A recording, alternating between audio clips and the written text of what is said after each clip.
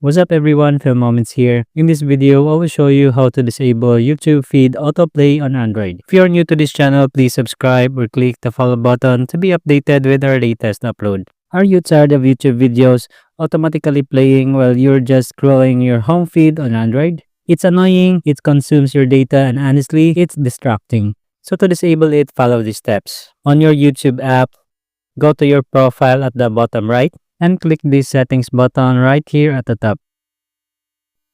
Inside settings, click on general. In here, click playback feeds. You have three options in here: the always on, the Wi-Fi only, and off. Much better to turn it off completely. And that's how you disable YouTube feed autoplay on Android. So if this video helps you out, hit like, follow or subscribe for more quick tech tips. Also drop a comment if you want help with another YouTube settings. Thanks for watching and see you in the next video.